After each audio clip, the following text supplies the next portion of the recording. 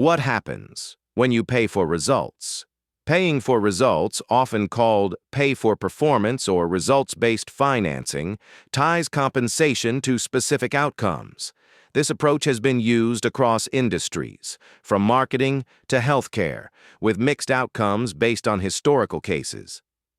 Below, I'll outline what happens when you pay for results, drawing on past examples and trends, while keeping the response clear and grounded in concrete details.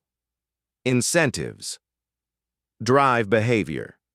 Payment structures shape priorities. When rewards are tied to specific metrics, people or organizations focus on those metrics, sometimes at the expense of other goals. For example, in digital marketing, paying for clicks, pay-per-click advertising, pushes campaigns to maximize click-through rates, but this can lead to low-quality traffic if not carefully managed. Short-term gains, long-term risks. Focusing on measurable results can boost immediate performance, but may neglect broader objectives.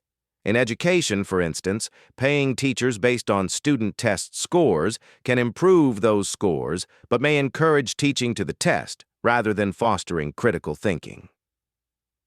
Gaming the system. When money is tied to results, some try to manipulate metrics. In healthcare, pay-for-performance models have led hospitals to prioritize easily measurable procedures over complex, less trackable patient outcomes, skewing care delivery. Quality versus quantity tension. Paying for results often emphasizes quantity over quality. In sales, commission-based pay can drive higher sales volumes, but may push employees to oversell or neglect customer relationships. Alignment of interests. When done well, paying for results aligns incentives between payers and providers.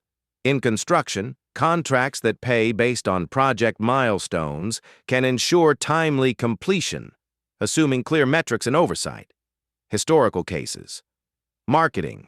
Pay-per-click advertising, 1990s-2000s. Google AdWords, launched in 2000, popularized pay-per-click models. Advertisers paid only when users clicked ads, driving targeted traffic.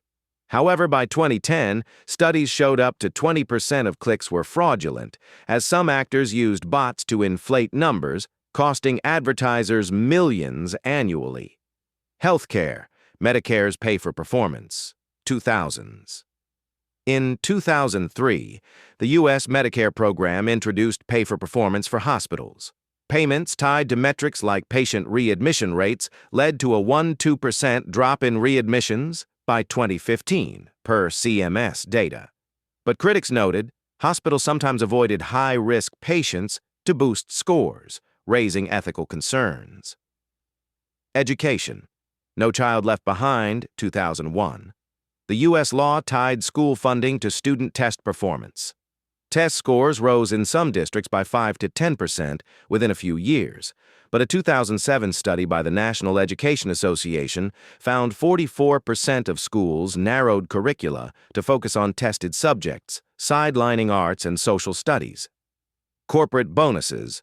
Wall Street pre-2008 crisis. Before the 2008 financial crisis, banks paid bonuses based on short-term profits. This drove risky lending, contributing to the subprime mortgage collapse.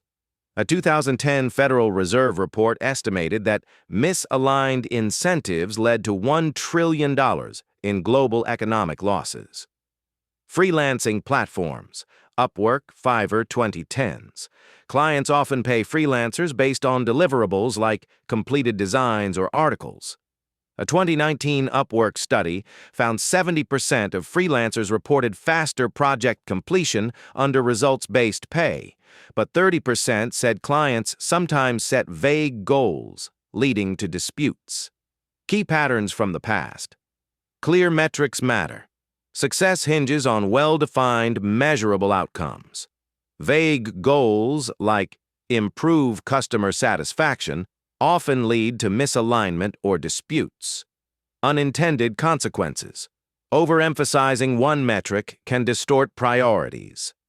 In the Medicare case, Hospitals improved readmission rates, but sometimes at the cost of equitable care.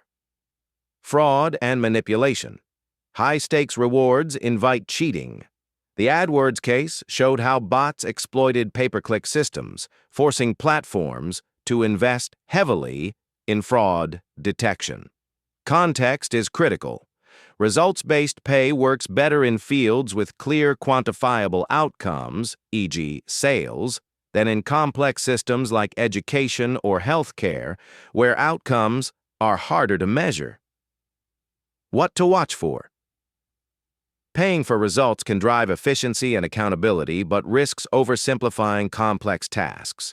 To avoid pitfalls, set clear, balanced metrics, monitor for gaming, and ensure incentives align with long-term goals.